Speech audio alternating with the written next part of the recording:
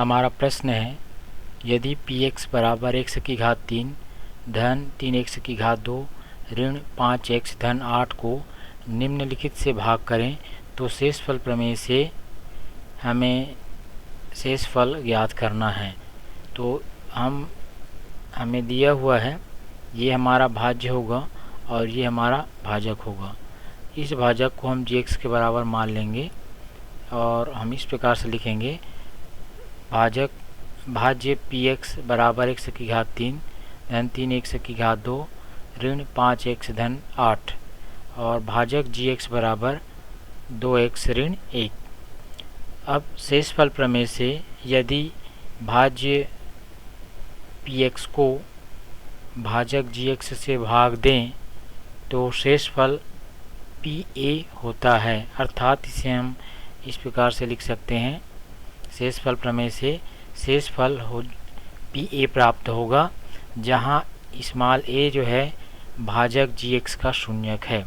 शून्यक से तात्पर्य है यदि हम इस भाजक में x की जगह में a रखें तो यह पद शून्य के बराबर हो जाता है, अर्थात x की जगह में हम a रखें तो हमें इस प्रकार से परिणाम प्राप्त होता है 2a ऋण 1 बराबर 0, या यहाँ से हम a निकाल सकते हैं, a बराबर 1/2।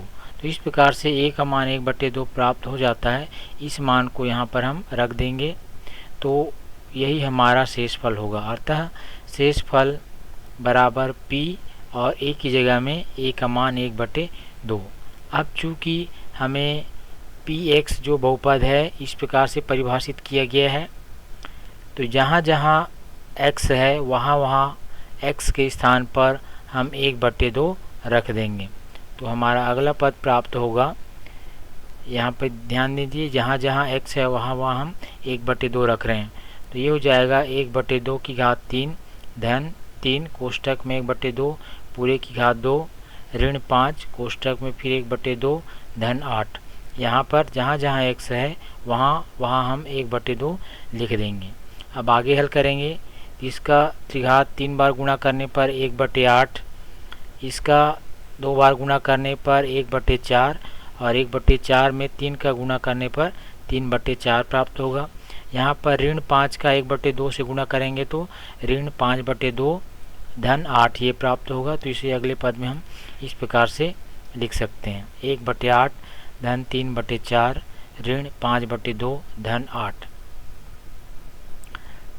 अब यहाँ पर हम इसका लघुत्तम लेंगे तो लघुत्तम हमें दिखाई दे रहा है, यहाँ पर लघुत्तम 8 है और इसे और सरलीकरण करेंगे तो इस प्रकार से प्राप्त होगा हमें पद 1 धन 6 धन ऋण 20 धन 64/8 और इसे सरल करने पर हमारा जो परिणाम है हमें प्राप्त होता है 51/8।